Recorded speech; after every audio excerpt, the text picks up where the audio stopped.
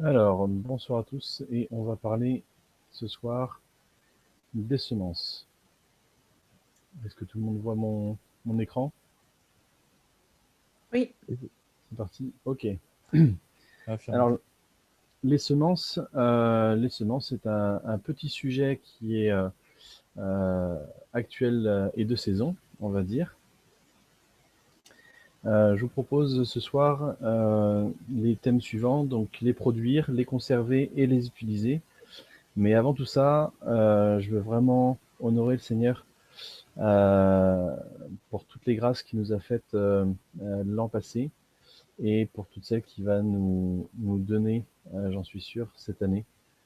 Euh, il y a un petit verset qui m'a parlé pendant la préparation, euh, en 2 Corinthiens 9:10, qui dit « Celui qui fournit de la semence au semeur, c'est-à-dire notre Dieu, et du pain pour sa nourriture, vous fournira et vous multipliera la semence, et il augmentera les fruits de votre justice. » Donc voilà, que tous nos projets grandissent dans la justice du Seigneur, dans l'amour du Seigneur et dans sa grâce.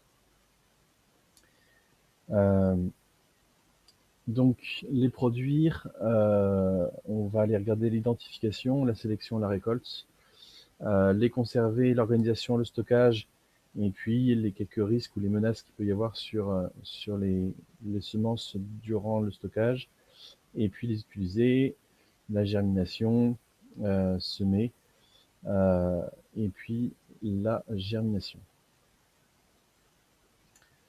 Mais d'abord, une graine, c'est quoi?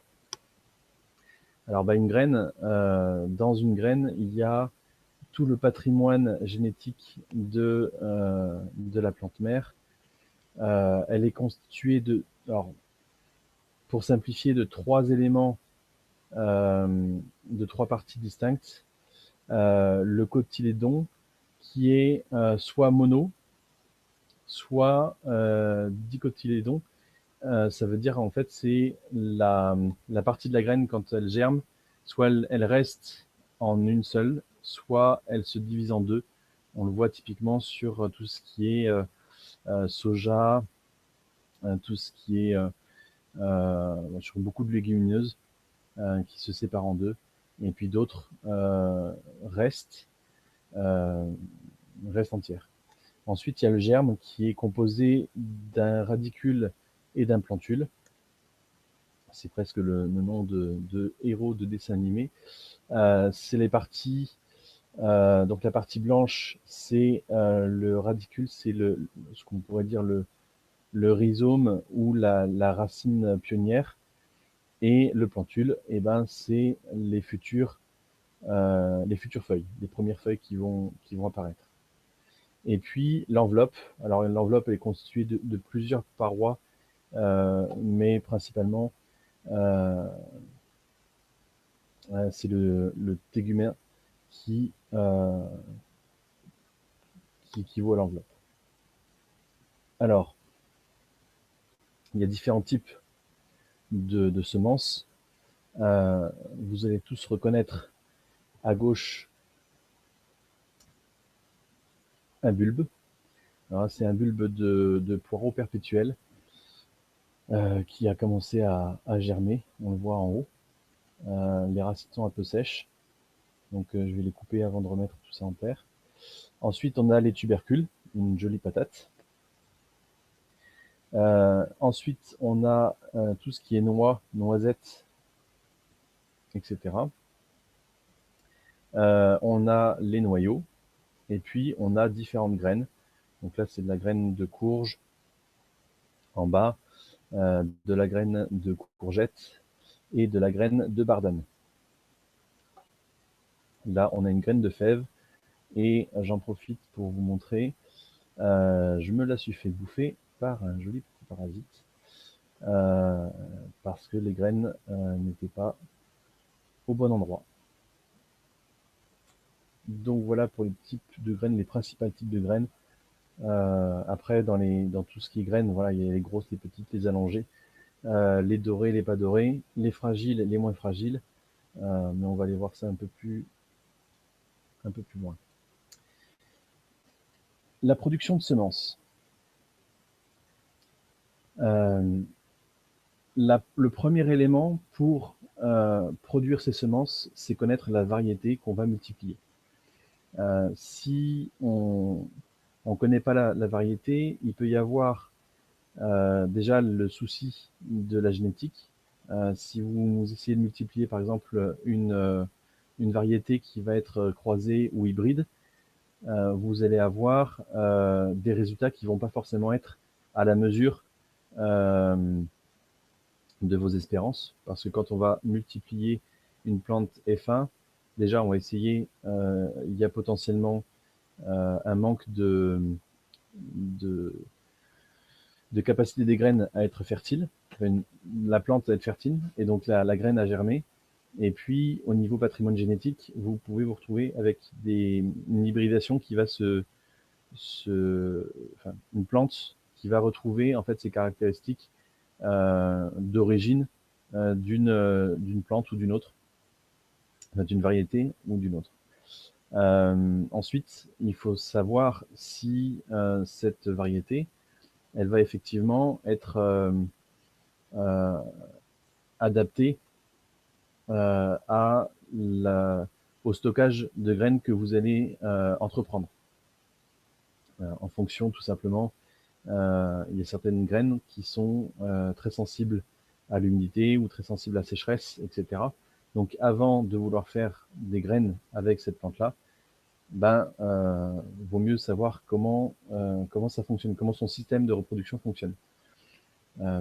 Pour donner un exemple, les graines de blettes, j'avais commencé à les récolter, à les stocker. Maintenant, je me prends plus du tout la tête. Les blettes, j'en laisse monter une en graines. La blette laisse tomber ses graines au sol et au printemps, ça me fait plein de petites blettes et je n'ai pas mis du tout la main au sujet. Identifier les caractéristiques recherchées. Lorsqu'on va multiplier les graines, quand on va faire ces semences, on va aller chercher les caractéristiques de la plante qui nous intéressent. Ça veut dire qu'on va faire une sélection. Dans le jardin, la salade, alors ça marche très bien sur les salades ou sur les tomates. La salade qui va être belle, qui va tenir, qui va pas monter rapidement en graines, et ben c'est celle-là qu'on va laisser monter en graines pour récupérer des graines. Celle qui va monter tout de suite en graines, et ben celle-là, on va plutôt la manger et éviter qu'il y ait des graines qui soient produites de ce plan-là.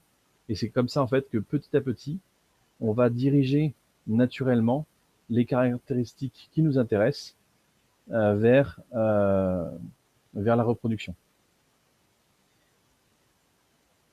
Donc, dans les grandes lignes, et pour répondre à une question qui nous était posée,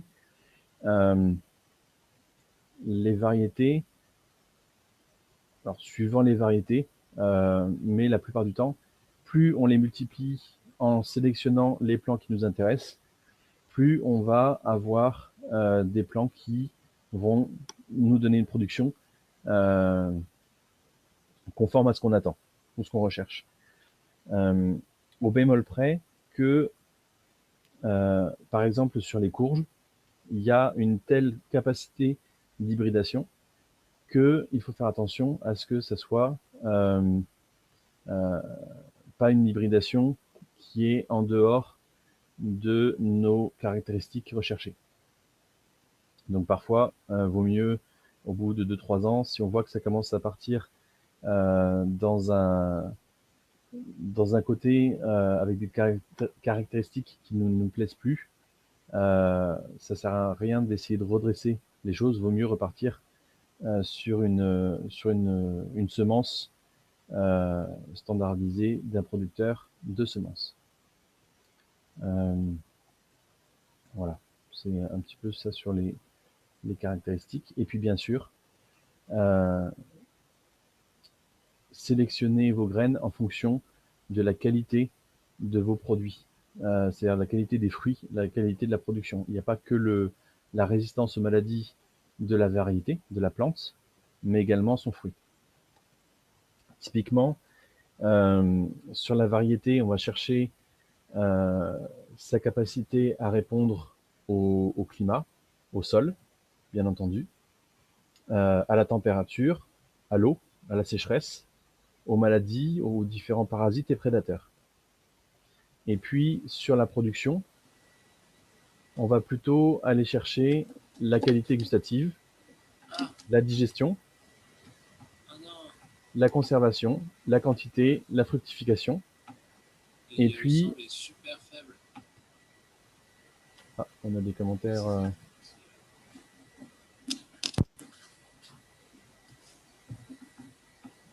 Donc voilà. Donc la production, avant de sélectionner les graines, goûter le fruit et puis aller chercher vraiment ce qui vous convient. Typiquement, je vais vous donner un exemple. Voilà, ça c'est ma sélection, une sélection de tomates. Alors j'ai oublié le nom de la tomate parce qu'au final, c'est des tomates que j'ai reçues de ma maman il y a 3 ans, 3 ou 4 ans.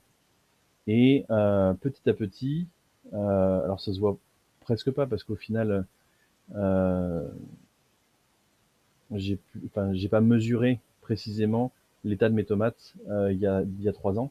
Mais ce que je recherche, c'est des tomates qui n'ont quasiment pas de jus. Donc il y a très peu de graines et beaucoup de chair. Et donc le peu de graines, quand j'ouvre une tomate comme ça pour faire une belle salade et que je tombe là-dessus, et ben tout de suite, je prends quelques graines et je les mets sur un sopalin.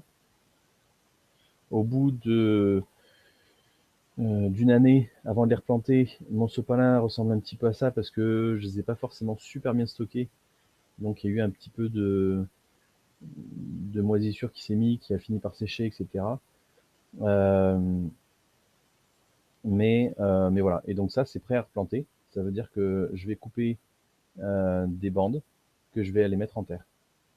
Et je vais avoir mes petites tomates qui vont ressembler euh, assez fortement à celle-là.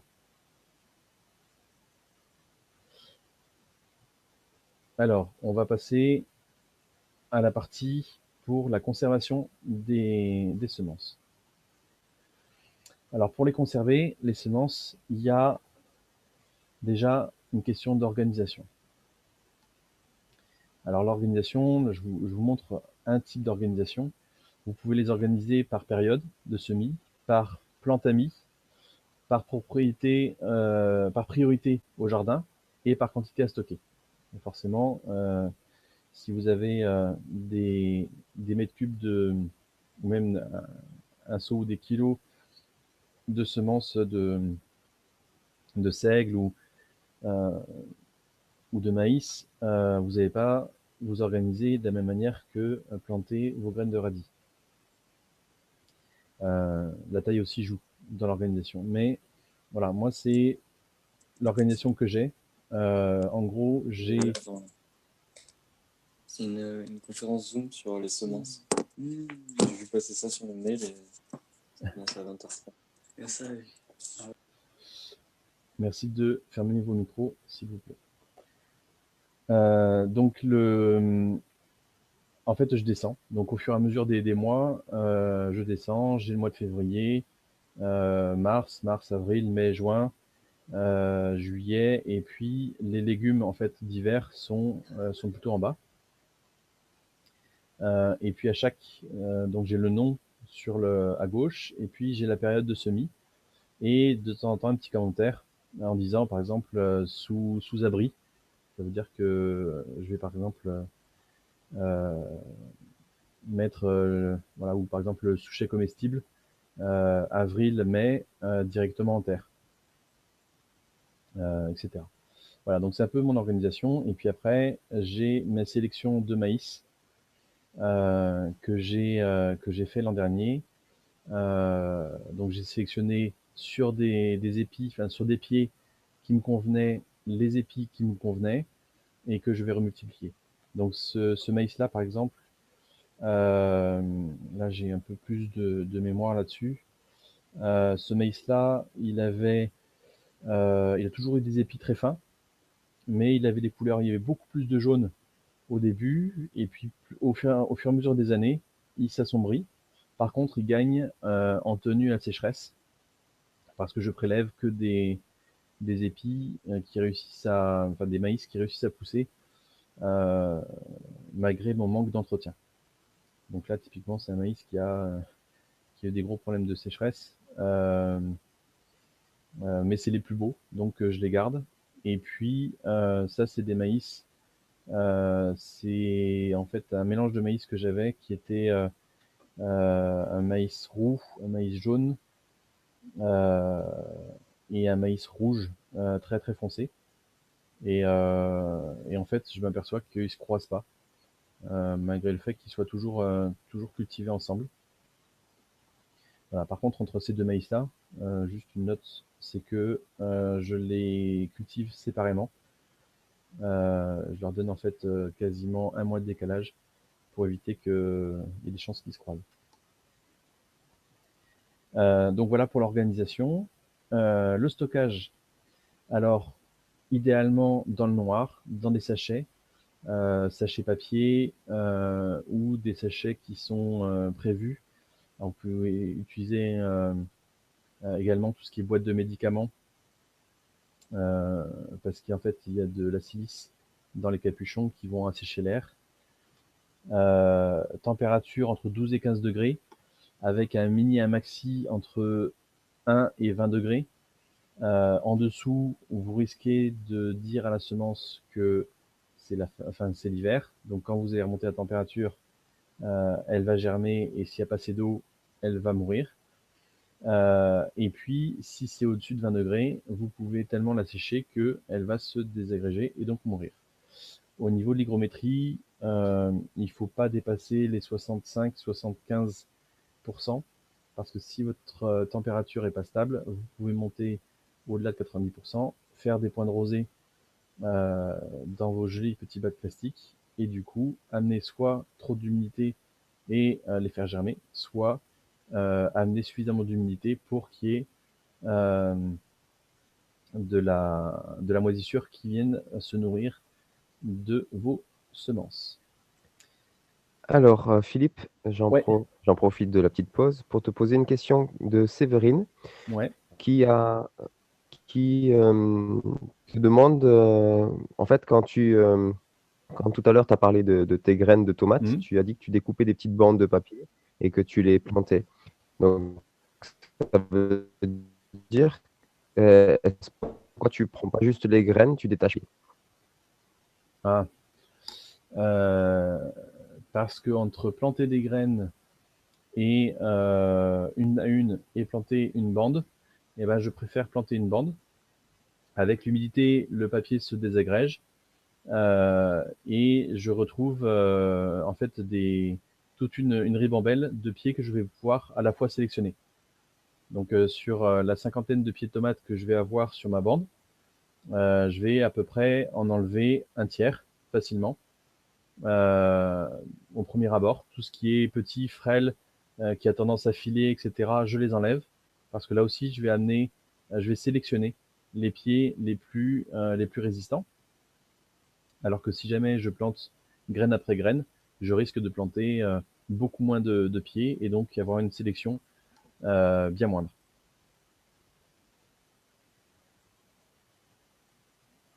D'autres questions, David? Non, c'est bon, je te remercie. Ok. Alors après, voilà, risques et menaces. Alors l'environnement toxique, par exemple, si vous stockez vos graines dans des boîtes en aggloméré, sur voilà, dans des environnements, dans votre garage où il y a en même temps des peintures, etc., vous pouvez totalement tuer vos graines. Le pourrissement, donc au-delà de 65-70 degrés, 70% d'humidité, euh, avec une température aux alentours de 20 degrés, donc un garage un peu chauffé des fois, etc., vous pouvez déclencher de la pourriture. La sécheresse de la même manière. Il y a un élément hyper important également, c'est bien identifier vos graines, parce qu'il n'y a rien de tel que d'être obligé de planter les graines pour savoir ce que c'est. Des graines trop vieilles, donc il y a des durées de germination, on en reparlera un petit peu. tout à l'heure. Et puis, les graines mangées, comme je vous expliquais tout à l'heure. Il y a des petits vers à farine.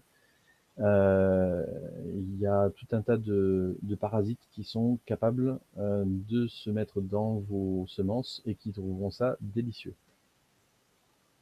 Donc voilà, plutôt les mettre en sachet avec un élastique autour ou des pinces à linge.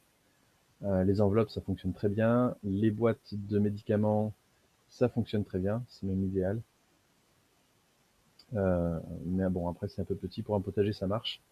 Après, il faut aller chercher plutôt des boîtes un peu plus grosses. Des boîtes de conserve avec un capuchon en plastique, ça marche aussi très bien. Pour les utiliser, alors, la première chose, alors c'est des choses, en fait, c'est 3 éléments qui sont importants à comprendre pour utiliser les semences. Mais elles se font pas forcément dans l'ordre où je vais les citer. Le premier élément, c'est la dormance et la stratification. La dormance, c'est lorsque la graine qui était dans le fruit comprend en fait que c'est pas le moment de germer. Donc il y a toute la nature qui se met en sommeil, qui se met en dormance. Et l'acte pour que la graine se mette à germer, il faut en fait qu'elle sorte de cette dormance. Et pour ça, le Seigneur a fait des choses qui sont assez diverses pour que les graines sortent de cette dormance.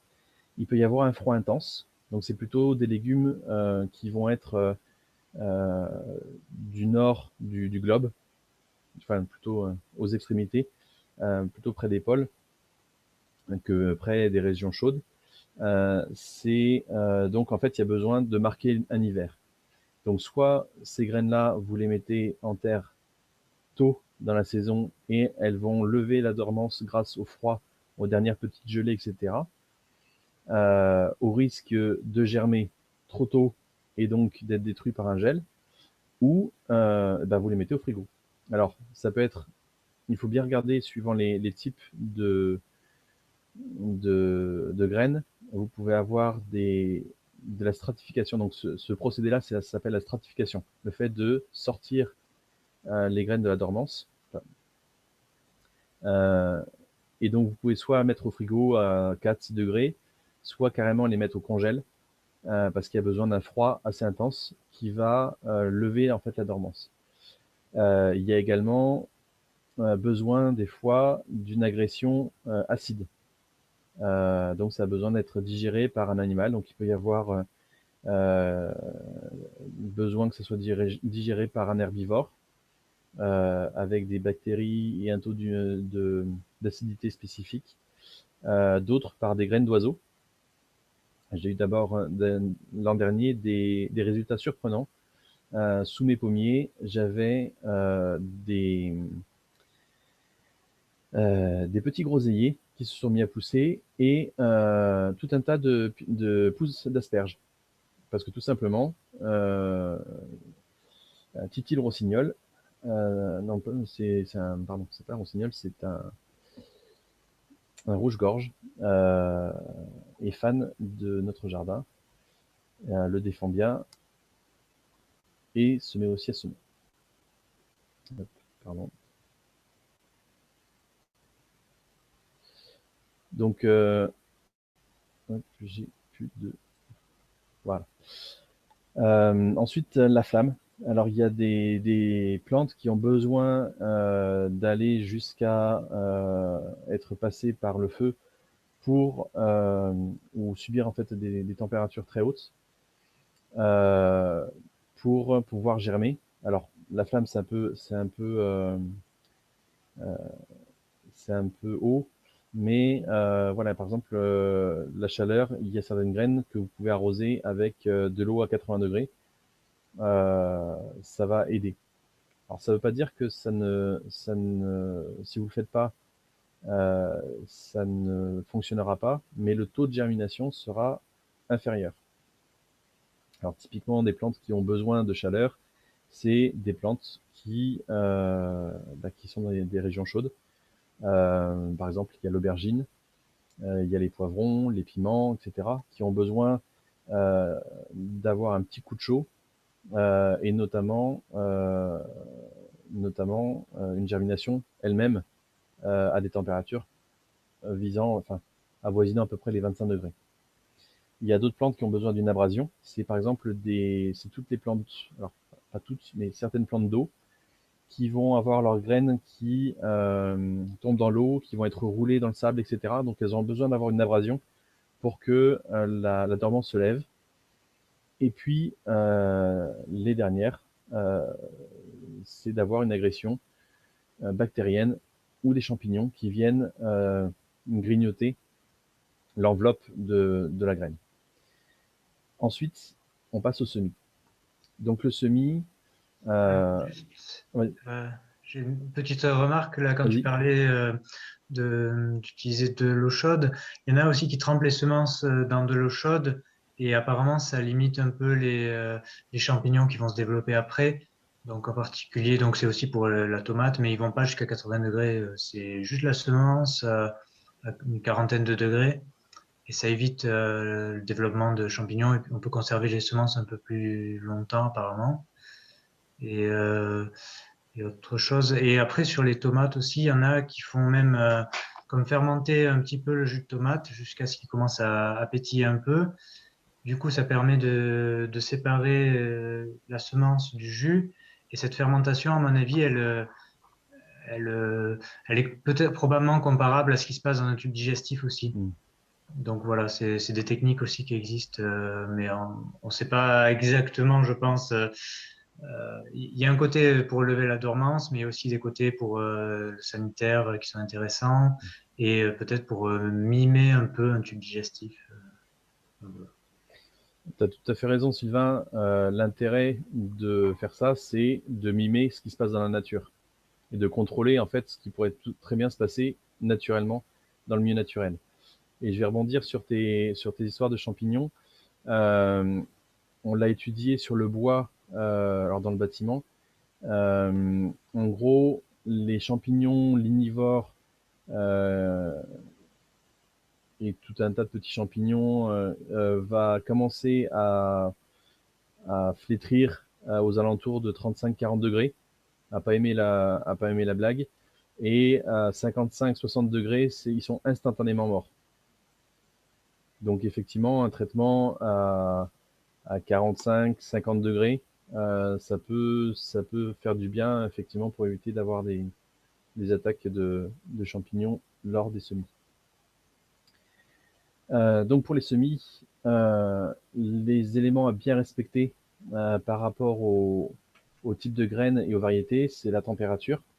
Si vous mettez des piments à 15 ou à 10 degrés, il faudra attendre qu'il fasse plus chaud pour qu'ils germent. L'hygrométrie, certaines semences ont besoin d'être vraiment humidifiées, voire même avant, et puis d'autres, par exemple, si vous laissez tremper des haricots trop longtemps dans l'eau, vous flinguez complètement la semence. La profondeur, alors une petite astuce, si vous respectez dans la majorité des cas à peu près 4 à 5 fois l'épaisseur de la graine par rapport à la profondeur de semis, c'est un bon ratio. Si vous avez une terre, alors si c'est des semis en pleine terre, si vous savez que ça va être une terre qui est un peu plus drainante, voire un milieu sec, il vaut mieux les enfoncer un petit peu plus, à condition que, bien sûr, il n'y ait pas, que ce soit pas trop profond, parce que les semences ont besoin de chaleur, également, ont besoin d'oxygène, ont besoin de lumière pour savoir à quel moment elles doivent sortir. L'écartement entre les graines et l'espace entre les rangs, si vous faites avec des rangs. Et puis également, si vous semez en présence de prédateurs, moi j'ai mes canards, parce qu'il n'y a plus de masse, mais voilà, vous pouvez avoir un chat qui gratte, des limaces, des escargots, des étourneaux, des pigeons qui viennent se délecter en vous remerciant de l'attention que vous leur avez donnée. Philippe, il y a Séverine qui a un problème, c'est quand elle arrose avec son vaporisateur ses graines de tomates, ben, elle a ses graines qui remontent.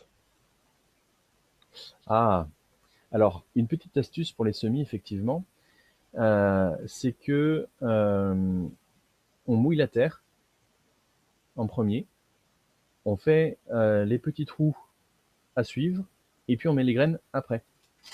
Et on maintient la terre mouillée par-dessous, au lieu de s'amuser à vaporiser. Et puis, si les graines remontent, c'est qu'on n'a pas suffisamment tassé pour que la terre soit compacte. Alors, c'est pas, tassez pas au compacteur, mais il faut que la terre soit suffisamment tassée pour que le contact avec la terre se fasse bien, que l'humidité de la terre passe bien à la graine, et en même temps, quand vous allez vaporiser de l'eau dessus, vous n'aurez pas de problème de remontée de graines. Et puis si vous l'avez mis sur un morceau de papier, eh ben, ça sera d'autant plus vrai. Donc voilà, pour les semis, on va avoir quelques exemples après de semis. La germination, donc la germination, elle se fait donc soit vous faites une stratification éventuelle, soit il n'y en a pas besoin parce que vous allez mettre les semences dans leur milieu naturel, dans les conditions qu'elle a l'habitude, et donc elle germera correctement toute seule. Soit vous faites une stratification, soit ensuite il y a également une bonne pratique, c'est de tester avant de semer. Bien souvent, je me suis lancé dans des semis, et puis rien ne lève, rien ne lève, rien ne lève. Et pendant ce temps-là, vous ne savez pas si vous devez ressemer quelque chose par-dessus parce qu'il n'y a rien qu'à lever et vos semences étaient mortes, ou si c'est des oiseaux qui ont fait le travail.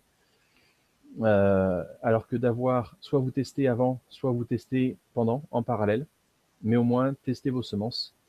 Pour tester, c'est assez facile. Vous prenez du sopalin ou encore mieux, il existe des petits germoirs pour manger des semences levées. Et ben vous testez vos semences. À partir du moment où ça commence à germer, ça marche. Et puis, par exemple, sur le maïs, alors ceux qui font des champs de maïs, ils vont rigoler, mais je fais toujours germer mes graines de maïs.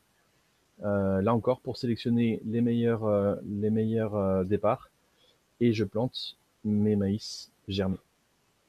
Ce qui me fait gagner du temps également par rapport aux prédateurs. Ça évite que les étourneaux tombent dessus. Une fois que le germe fait, enfin que les premières feuilles font à peu près 3-4 cm, j'ai beaucoup moins de problèmes. Mais alors par contre, quand c'est semé comme ça, ils arrivent à tout sortir. Rassure-moi, Philippe, là, tu proposes de faire ça dans des petits jardins. Tu ne me proposes pas qu'on passe notre agriculture française à ce genre de semis pour les maïs. Non, non, c'est la technique rivière. Après, je sais pas. Il y a peut-être aussi enfin, il me semble qu'il y a des techniques de semis qui se font avec de l'eau.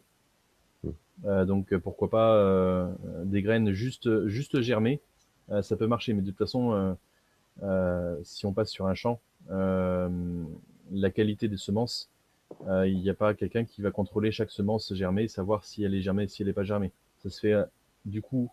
Ce genre de choses se font sur des tests, par exemple sur une centaine de semences.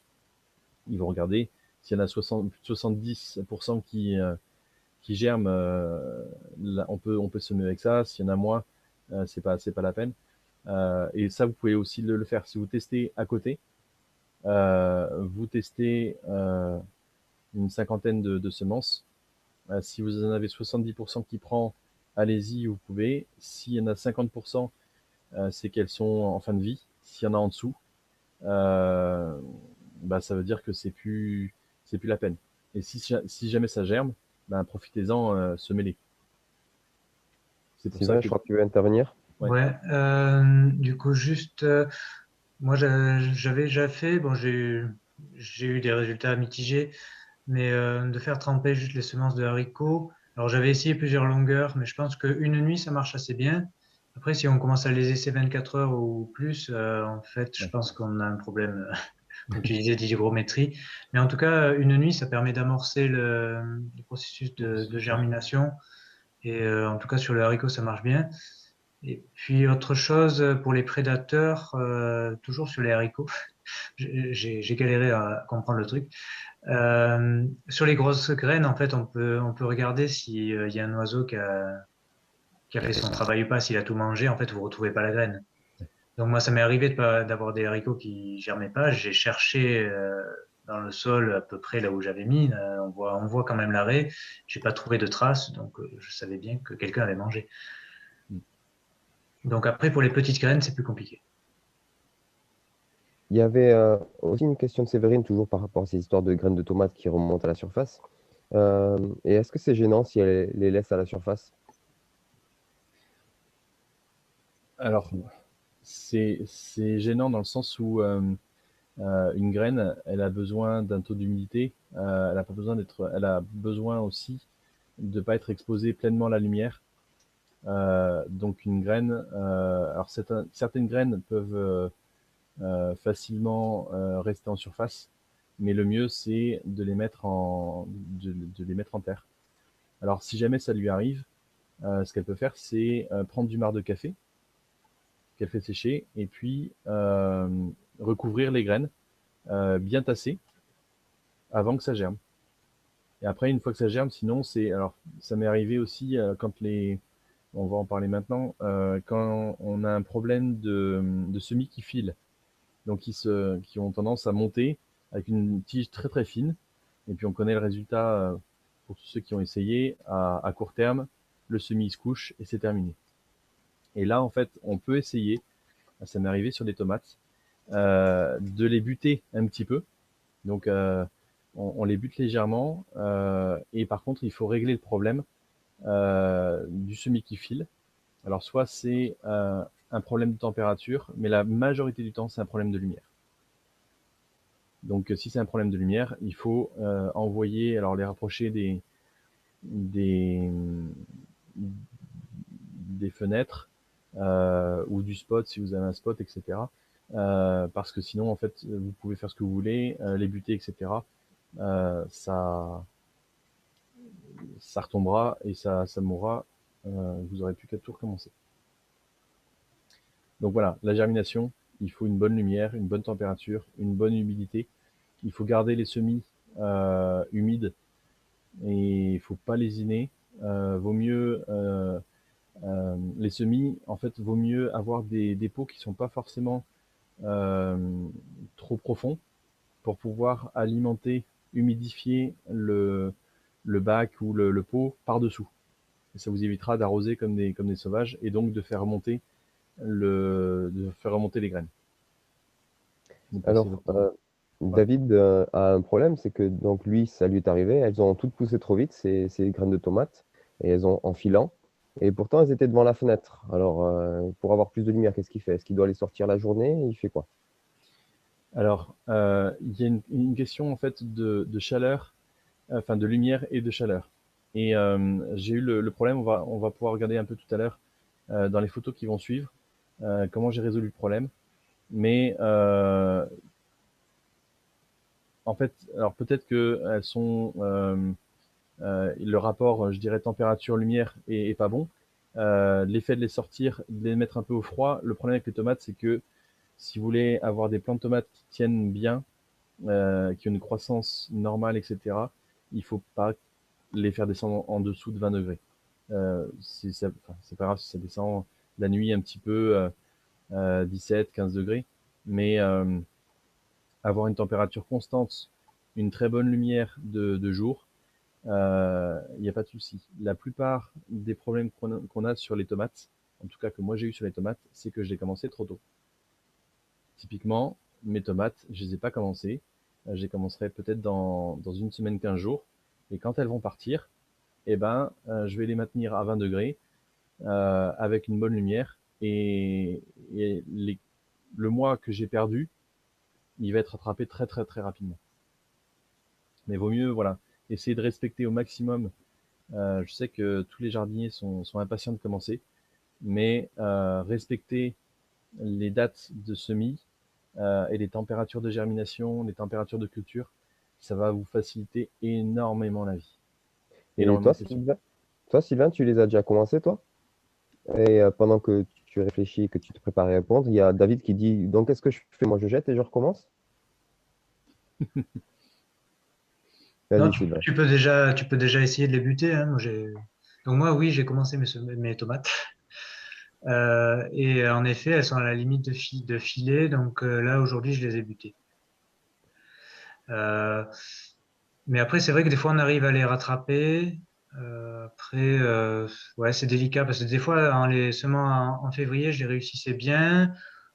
Voilà, c'est pas perdu en fait quand c'est filé, sauf si on a attendu vraiment, si c'est vraiment un fil qui est déjà couché, là, c'est quand même compliqué. Il faudrait, ou alors déjà couché, il faut vraiment plutôt que les buter sans casser, arriver à recouvrir la tige, mais sans la casser, quoi. Mm. Voilà, donc moi, oui, en effet, j'ai déjà commencé. Bon, on verra. L'an dernier, je les ai fait, alors, je les ai fait un peu tard, mais je les ai fait fin mars, mes semis. Et voilà, en fait, il faut pas être pressé. Vaut mieux aller essayer de chercher le juste à temps plutôt que d'essayer d'anticiper pour que les plants grimpent, enfin grandissent, etc. Et au final, le temps que vous allez passer à faire ça, vous n'allez pas le passer à concevoir votre jardin. Vous allez le focaliser sur vos semis. Et il y a plein de choses à planter avant.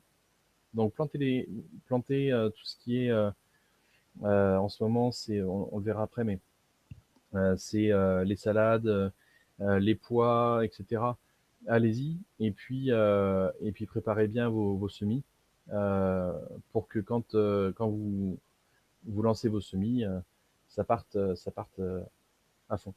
Après, voilà, il y a certaines aussi régions où il y a besoin de commencer tôt, de les préparer longtemps à l'avance pour que quand les saisons sont courtes, par exemple Sylvain en montagne, j'imagine que tu fais beaucoup de semis sous serre et sous abri avant de pouvoir les sortir, parce que Ah la oui. saison est très très courte. Oui, ben, en fait, on dit que la dernière gelée peut arriver mi-mai. Donc, les bons jardiniers ne plantent rien avant mi-mai. Donc, on garde tout en intérieur. Après, avec le réchauffement climatique, l'an dernier, on aurait pu planter au mi-avril. Donc, cette année, je vais prendre des risques. Hmm. Mais je vais quand même peut-être mettre un plastique ou un voile de forçage pour protéger si je plante quelque chose en mi-avril. Mais des fois, même mi-mai, ça rattrape des choses qu'on a plantées plus tôt, hein. C'est vrai que c'est pas évident. Et puis l'an dernier, ah oui, pourquoi je plante tôt aussi? Je calcule aussi au chauffage que j'ai, c'est-à-dire tant que je chauffe ma maison, j'ai une bonne température. Et du coup, quand j'arrive fin mars, des fois il y a des beaux jours, donc on chauffe pas trop la maison et finalement, j'ai pas une très bonne température en Ouais. intérieur. Donc il faut être sûr que la serre puisse prendre le relais et tout faire dans la serre. Donc c'est un peu un compromis et j'ai pas encore tout calé, mais à voir. Ouais, effectivement, il y a tout un tas de paramètres. Et puis, en fonction de votre environnement, ça sera toujours différent. Alors là, je suis un peu trop vite. Voilà. Alors les différents styles de semis. Là, c'est du semis en terrine. Alors bien sûr, là c'est, en fait là, il y a plusieurs façons. Soit vous faites des trous, soit vous tassez une première couche, vous posez vos semences et vous recouvrez avec la bonne épaisseur de terre que vous avez tassée. Là, c'est déjà humide. Et puis, vous voyez sur l'étiquette, là, divers, point d'interrogation, vrac. Voilà. Résultat, il n'y a rien qu'à pousser. C'était l'an dernier. C'est pas une bonne variété alors. Non, mais voilà, pas bonne variété. Donc voilà, ça c'est la première façon. Ensuite, vous pouvez, comme Sylvain le disait, semer sous abri, dehors, avec un tunnel, un voile de forçage. En clayette, avec du coup là c'est dans ma serre en dur. Donc là bon c'est des petits bacs qui existent pour ça. Honnêtement j'ai récupéré le noir, tout le reste je l'ai balancé parce que c'était pas de la bonne qualité, et je pense en faire en bois, ça sera encore plus facile pour garder l'humidité. Et voilà quoi moi j'en suis arrivé pour, alors ça c'était l'an dernier, pour éviter que ça file, parce que chez moi j'ai pas de fenêtre exposée au sud, j'ai une fenêtre exposée à l'est qui est très vite cachée par de nombre de bâtiments. Donc je suis allé chercher de la LED. Il y a des experts qui cultivent plein de variétés, ou certaines variétés on va dire, dans des placards. Et du coup, ils ont bien développé la technique. Donc les LED, ça marche très très bien. J'ai plus de semis qui filent. Et puis je maîtrise également la température grâce à des résistances dessous. Je vais vous montrer ça tout à l'heure. Voilà. Ensuite, il y a le bac à semis. Donc du bois et puis un plexiglas ou une vitre dessus, une vieille fenêtre ou un truc comme ça. Sur les vieilles fenêtres, faites attention à la peinture. Il y a encore des peintures au plomb sur les très vieilles fenêtres. Donc évitez de mettre du plomb dans votre jardin. Voilà. Et puis là, c'est le bac à semis aujourd'hui, avec mes boutures, mes petits plants. Là, vous avez de la bouture étouffée.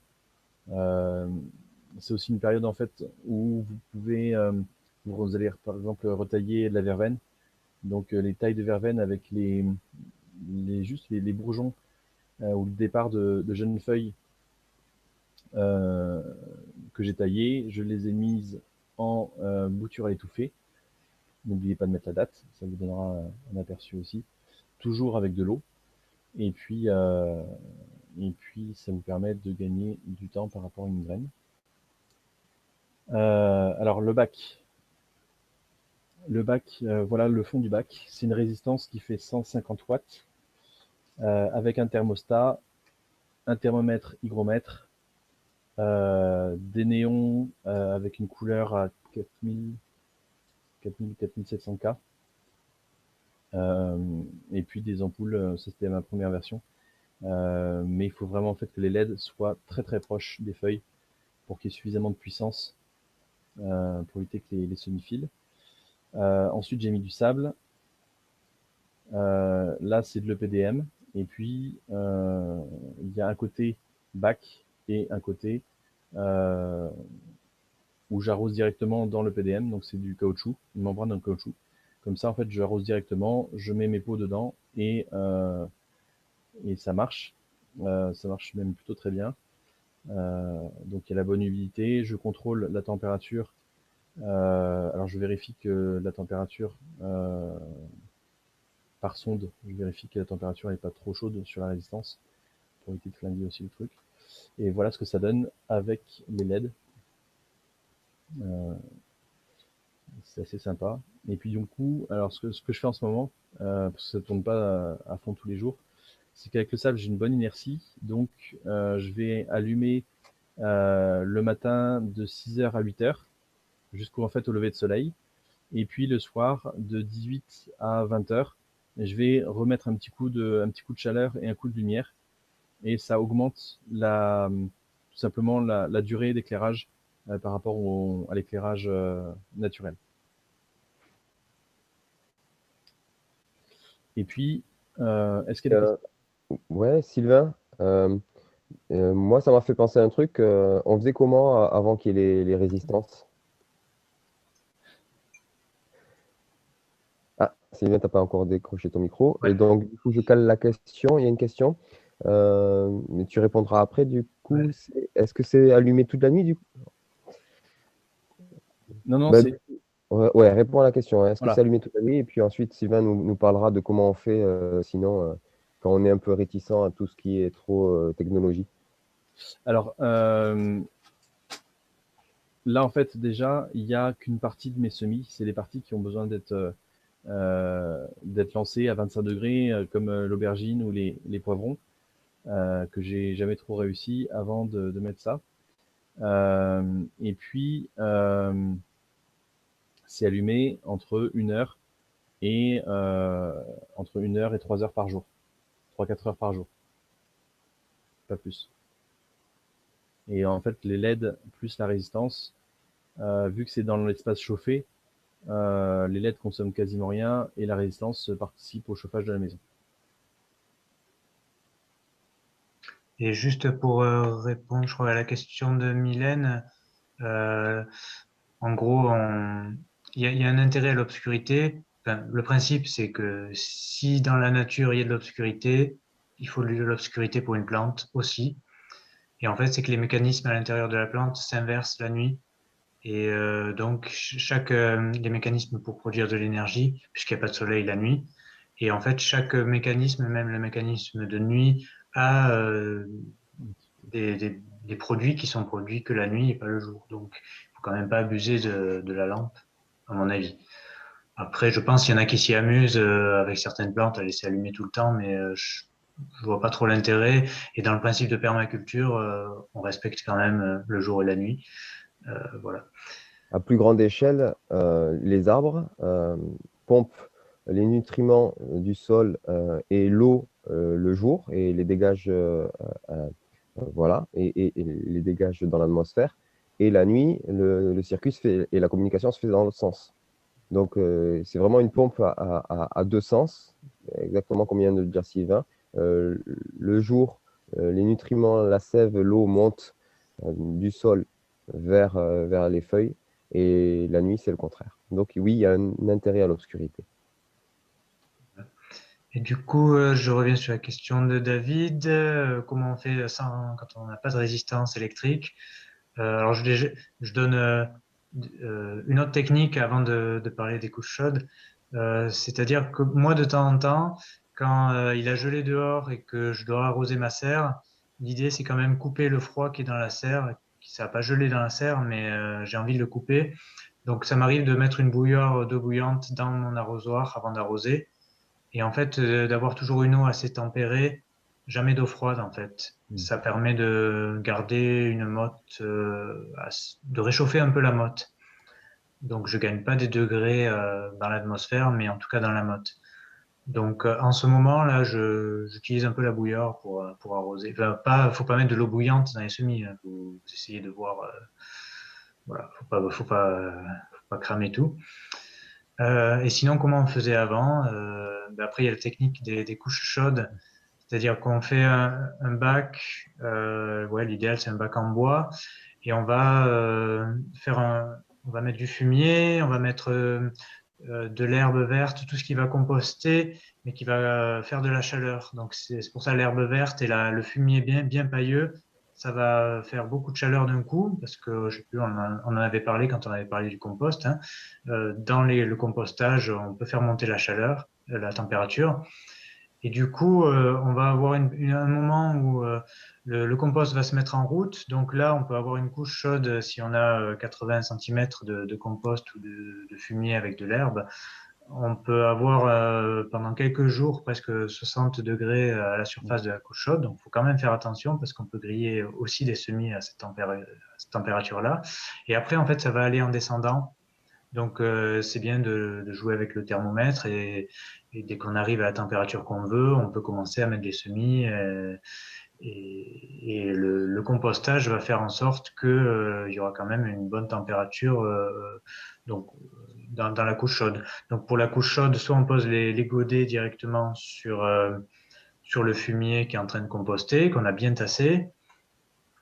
Sinon, après, il y a les techniques où on le fait dans le sol. Donc, par exemple, si on a un petit tunnel dans le jardin, quoi, on va mettre une bonne dose de fumier et après, on va remettre un peu de terre. Et c'est dans la terre qu'on va semer ou qu'on va planter. Parce que si on sème dans le fumier, ça va pas marcher pour tout. Ça va marcher bien pour les courges, mais voilà. faut faire attention quand même, ça peut brûler beaucoup d'autres plantes.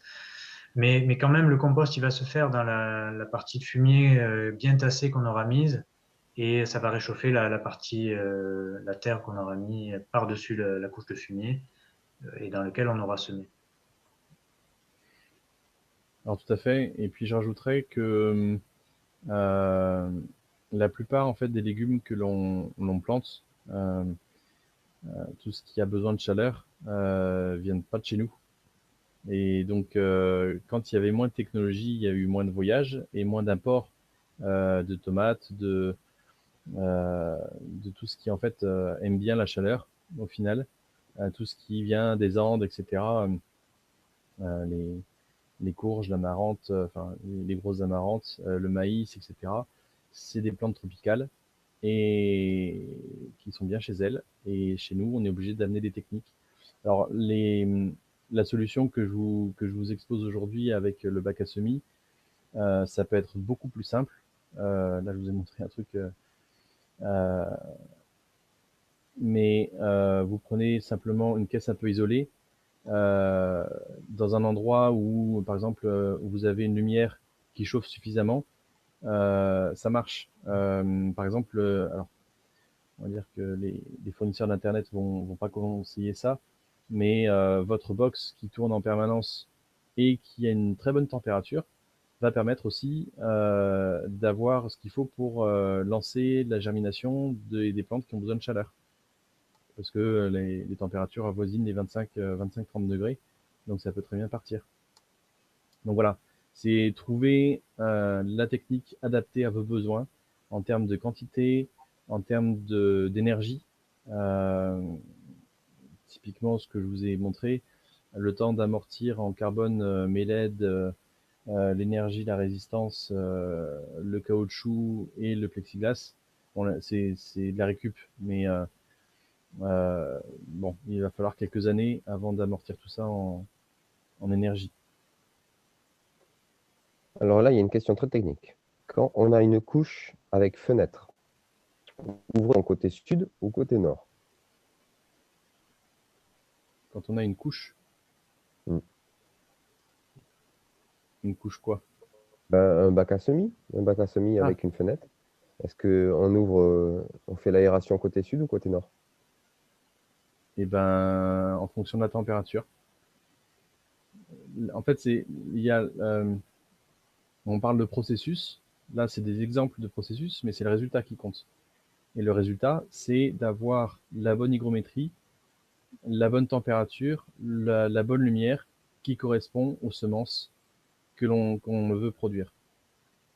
Et ça veut dire qu'il faut tout simplement se renseigner déjà, et puis observer ce qui se passe. Observer, mesurer, vous mettez un petit thermomètre, vous regardez. S'il faut aérer avec de l'air plutôt frais, ça sera plutôt au nord. Si il faut amener de la chaleur, peut-être au sud. Et puis aérer, enfin, les semis, surtout les semis tropicaux, ils ont besoin d'un taux d'humidité qui est bien costaud quand même. Là, dans le bac à semis, quand je regarde, c'est du 80 à 97% au petit matin, quoi. Donc, alors 97%, faut pas que ça reste très longtemps parce que sinon il y a la moisissure qui se développe. Enfin, à 90%, ça se développe plus trop, mais il y a trop d'eau. Mais chaleur plus humidité, ça peut vraiment fonctionner pour faire démarrer les semis. Et après, ventiler, c'est nécessaire aussi. Donc voilà, il faut alterner et il n'y a pas de recette miracle. Il faut observer vos semis et adapter les conditions au plus proche des besoins.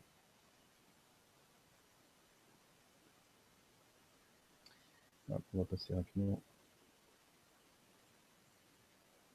là-dessus. Et puis, on parlait de techniques un peu moins gourmandes en énergie. Ça, c'est ce qu'on a essayé l'an dernier. Et ça a très très très bien marché. Là, entre cette photo-là et celle-là, il y a 3 mois de différence à peu près. Avec du moringa. Je sais pas si c'est une plante indienne qui est cultivée en Afrique. Avec tout ça, c'est des tomates. On a même réussi du côté de Nantes à faire une pastèque. Donc voilà, avec du 25-30, c'est monté jusqu'à 40-45 degrés en milieu de serre. Et sur les bordures, on était plutôt aux alentours de 40 degrés. Donc ça a très bien marché. Voilà un petit peu pour tout ce qui est semences. Merci de votre attention. Et s'il y a des questions, et en même temps, on vous a affiché un petit peu tout ce que vous pouvez semer en ce moment.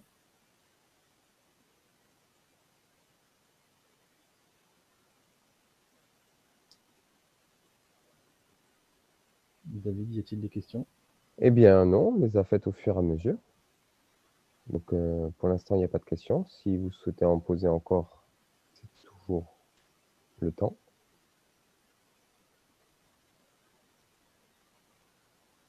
Juste, du coup, j'en profite. Des fois, dans les bouquins, on trouve des températures qui sont préconisées. Alors, des fois, on conseille toujours de les suivre comme il faut. Et des fois, si on les suit pas, ça veut pas dire que ça va pas marcher, c'est juste que ça va prendre plus de temps. Donc, moi, j'avais commencé à faire mes semis d'oignons à l'intérieur, mais comme ça fait des gros bacs, j'ai besoin de pas mal d'oignons. J'en avais partout. Du coup, je me suis dit, c'est pas possible, il faut absolument que j'arrive à les faire dans la serre. C'est juste que la germination met plus de temps. Et après, chez moi, il y a des gros producteurs d'oignons, AOC, tout ça. Et eux, ils le font en plein champ, avec juste un plastique dessus.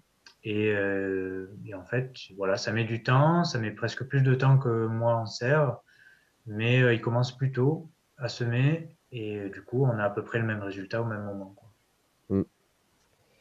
Mm. Alors, j'ai deux questions, donc je vais les distribuer. La première pour Philippe. Pour les concombres, il faut attendre encore un petit peu. Et pour Sylvain, combien de fois peut-on ressemer sa propre semence? Alors, les concombres, ça dépend encore une fois de là où on est. Sylvain, peut-être que les concombres, il les a pas encore commencé. Et moi non plus au passage. Donc voilà, ça dépend en fait. Il faut connaître un petit peu le temps entre le moment où vous allez faire vos semis et le moment où vous allez les repiquer. Et au moment de les repiquer, il faudra que les plants soient pas trop grands et pas trop avancés. Sinon, le système racinaire se développe autour du pot et c'est moins bon après de le mettre en terre. Parce que le système racinaire, en fait, il va rester, il va pas pouvoir s'étaler, enfin, il ne se sera pas étalé autant que si le plant est mis très jeune. Et puis, si c'est trop jeune et que vous le mettez trop tôt, il y a une petite gelée qui passe dessus et le concombre va pas aimer le voyage. Oui, puis en effet, les concombres et les cucurbitacées, ça va assez vite. Une fois qu'on a semé, ça germe et ça fait un plant beau rapidement. Alors qu'il y a des plants qui sont quand même plus longs à se mettre en route. Et puis ma question, c'était, oui, ressemer ses propres semences. Je sais pas. Ben, disons on prend un risque à chaque fois qu'on sème. Si on a un jardin hyper diversifié, qu'on a récupéré ses semences et qu'on a potentiellement mélangé toutes les variétés déjà dans le jardin, on a un risque d'hybridation, comme a parlé un peu Philippe. Donc, ben voilà, c'est risqué, aussi bien, en particulier sur les tomates. On va se retrouver assez vite avec des tomates cerises, alors qu'on pensait avoir des tomates de d'autres variétés, parce que la tomate cerise, soit c'est quand il y a un croisement, ça finit en tomate cerise, soit c'est que, je sais pas, il me semble que c'est plutôt ça, voilà, quand il y a des croisements entre la fleur, ça finit plutôt en tomate cerise. Donc moi je dirais, bon, je sais pas, non, ça dépend de votre pratique en fait, une année sur deux. Après, sur le côté récupérer les semences, en fait mon conseil, c'est que quand on débute, moi je partirais avec des semences à acheter parce que c'est difficile d'être débutant sur toute la ligne. Mm. Si on est débutant pour récupérer les semences et qu'on est débutant aussi pour faire des plants, ben, on peut se planter sur l'un et si on a réussi l'autre, si on a réussi le plan mais que notre semence elle valait rien, on va dire qu'on a raté le plan, alors que notre technique de plan elle était bonne. Et inversement.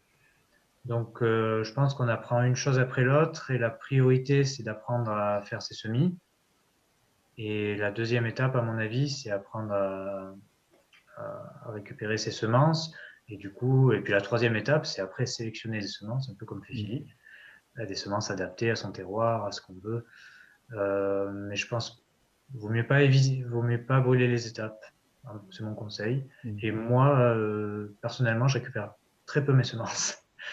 Parce que voilà, je pense que pour moi, c'est pas ma priorité. Voilà. Donc j'achète encore beaucoup. Je récupère les semences, oui, sur des cucurbitacées que j'ai assez bien isolées, quoi. Mais dans l'absolu, on pourrait les ressemer indéfiniment. Ça fait des centaines, voire des milliers d'années qu'on utilise des semis qu'on a sélectionnés au fur et à mesure. Mais avant que des grignotiers en fassent un métier, chaque paysan faisait ses propres semences et les gardait d'année en année. De temps en temps, il faisait des mélanges entre paysans qui venaient du même coin. Mais les semences se gardaient. Donc, dans l'absolu, on pourrait, quand on maîtrise son travail, on peut le faire indéfiniment. Parce que du moment en fait qu'on a une graine, ça veut dire qu'il y a eu une fécondation avec un organe mâle, un organe femelle dans la fleur. Et du coup, à chaque fécondation, il y a un brassage génétique qui fait que normalement, la génétique, elle tient le coup, surtout sur les variétés qui ont été commercialisées pour ça.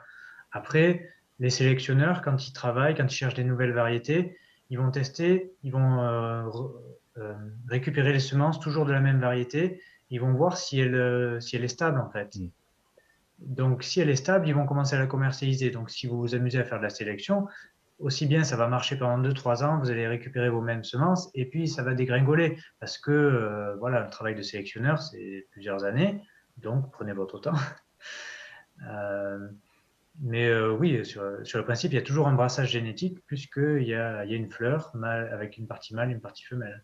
Donc, il n'y a pas de risque de consanguinité comme on parlerait chez les animaux.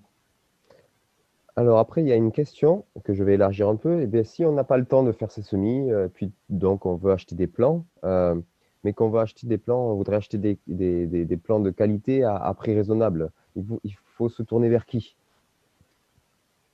Vous auriez des idées? Moi, je fouine parce que j'achète les plants que quand j'ai raté un semis, j'achète ou quand il m'en manque, j'en achète un peu. Il faut fouiner, garder les bonnes adresses. Donc moi, je regarde sur les marchés quand c'est la saison. Après, il y a les pépiniéristes professionnels qui ont des plants de qualité, mais en général, ils sont pas en bio. Sur les marchés, en général, c'est des plus petits pépiniéristes qui sont aussi maraîchers. Et du coup, on peut en trouver qui sont en bio. Voilà. Chez moi, c'est ça, en fait. Les gros pépiniéristes sont pas bio et les petits maraîchers font des plants et on en trouve en bio, en très bonne qualité. Oui, c'est ce que je dirais, c'est qu'il faut plutôt viser les indépendants pour avoir des semis de meilleure qualité. Si vous allez chez des magasins bien connus du jardin, vous aurez des plants faits à l'usine, quoi. C'est vraiment des usines à plants. Et donc, en fait, vous n'aurez pas la qualité. Vous aurez peut-être le prix, et encore, j'en suis pas sûr, mais parce que d'expérience, souvent chez des indépendants, le prix est vraiment plus raisonnable. Et puis ensuite, vous avez aussi la possibilité de vous mettre à plusieurs. C'est ce qu'on a fait la saison dernière. On s'était mis à plusieurs et on a été une vingtaine, je crois, à commander nos plants en même temps. Donc, on a chez un indépendant et on a eu du coup une réduction. Et ça a fait des plans gratuits qu'on a pu utiliser pour d'autres personnes. Et puis, il y a également simplement l'astuce de discuter avec vos voisins jardiniers, de regarder si ils sont, discuter avec eux, voir s'ils ont une éthique dans leur manière de cultiver. Et si ça vous convient, généralement, les jardiniers ont la main lourde sur les semis. Et il se retrouve avec 50 pieds de tomates en trop, des pieds de salade, etc. Et ça coûte absolument rien, ou peut-être une tisane et un petit bavardage, de récupérer des plants de salade, des plants de tomates, des plants de courge, etc. C'est une astuce qui marche terriblement bien. Alors, je reprends les questions dans le chat en suivant. On nous demande si les tapis chauffants pour les semis, est-ce que c'est bien?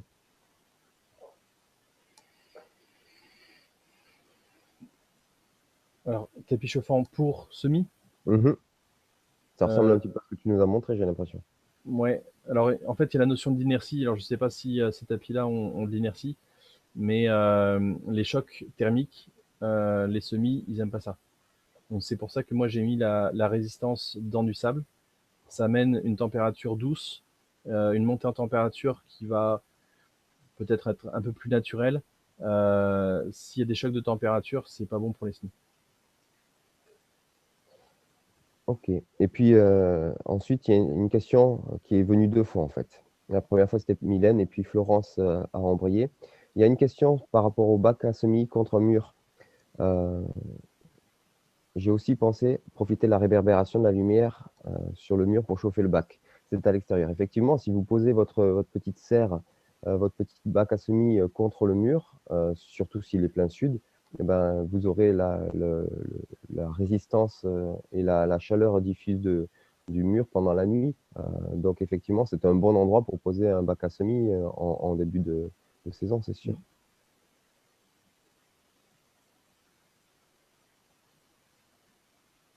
Voilà. Puis il y avait Werner qui nous donnait la petite astuce que dans le Haut-Rhin, lui, il y a un lycée horticole bio qui doit sûrement fournir des plants. Donc ça peut être aussi à regarder du côté de chez vous. Est-ce qu'il y a des lycées agricoles, horticoles? J'avais aussi une remarque que je n'ai pas faite quand Philippe parlait sur la conservation des semences. Donc, il a bien dit, donc, les semences, au bout d'un moment, quand on les stocke, elles se périment, on va dire. Donc, sur les sachets, c'est facile, c'est écrit. Après, vous avez les tableaux qu'on trouve sur Internet avec la durée de vie d'une semence, variété par variété. Et, par contre, quand on sait qu'il y a des semences qui vont pas tenir le coup, enfin, qui sont assez fragiles, comme les oignons, on peut, et qu'il nous en reste beaucoup, on peut les congeler.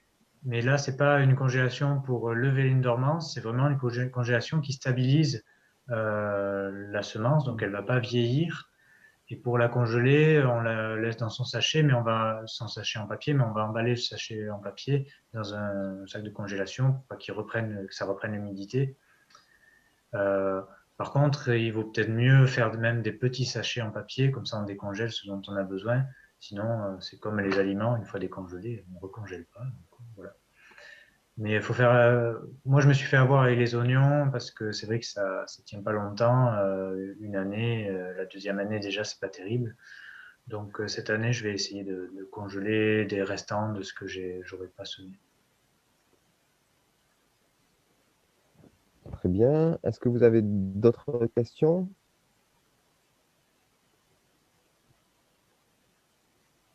Ok. Philippe, tu as terminé? Pour moi, c'est bon. Ok. Bon, ben, alors on va pas faire beaucoup plus. Juste pour le mois prochain, donc comme vous avez vu passer, on a un gros week-end de prévu. Du coup, on va pas multiplier les week-ends, il n'y aura pas de cours spécifique ce mois-là, mais il y aura un double cours le mois suivant. Puisque un grand nombre d'entre vous sont intéressés par ce gros séminaire sur 2 jours. Le vendredi soir, les heures, ça sera 20h15, 21h45 à peu près, comme d'habitude. Le samedi, ça sera du 9h30, 19h, avec bien sûr plein de pauses et puis une pause généreuse à midi. Vous recevrez dans tous les cas, puisque vous êtes membre de l'école buissonnière, tous les liens de connexion. Vous n'avez pas besoin de vous inscrire. Les inscriptions, c'est pour les personnes qui ne sont pas, comme vous, membres de l'école buissonnière. N'hésitez pas à en parler. Pour information, il y a déjà 120 personnes qui se sont inscrites. Donc, ça veut dire qu'on sera sur le week-end au moins 200 à 250 en vous comptant et en comptant les personnes qui se rajoutent, en sachant que c'est dans 3 semaines, donc il y a encore beaucoup de monde qui risque de s'inscrire d'ici là. Donc, je suis très content de voir que les gens sont au rendez-vous et qu'il y a beaucoup de personnes qui ont envie d'en savoir plus sur comment augmenter la résilience alimentaire de nos territoires. Et donc, ça va être un bon week-end, très intéressant, avec plein de personnes intéressantes. Et puis après, on reprendra nos cours. Et puis, on reste à votre écoute si vous avez besoin. Si vous avez des questions, comme d'habitude, la plateforme Weller est bien active et fonctionne bien. Vous avez vu, hein, vous posez une question le matin, le soir, vous vous reconnectez, vous avez 4 ou 5 formateurs différents qui vous ont répondu. C'est vraiment très efficace, très complémentaire. Je suis vraiment content que ça ait pris. Merci beaucoup à Philippe pour tout le travail qu'il a mis derrière. Et puis, merci à chacun pour votre participation. Oui, pour répondre à la question de Rachel et Thierry, est-ce que le séminaire sur un week-end sera aussi enregistré? Oui, toutes les sessions seront enregistrées et elles vous seront disponibles comme d'habitude. On enregistre tout et on diffuse tout. Le but, c'est que les choses puissent être entendues, même pour les gens qui n'ont pas la possibilité de se libérer tout un week-end. Merci encore à chacun. Merci Sylvain et Philippe. Et puis, à bientôt. Merci à tous. Ciao. À la Merci. prochaine. Au revoir.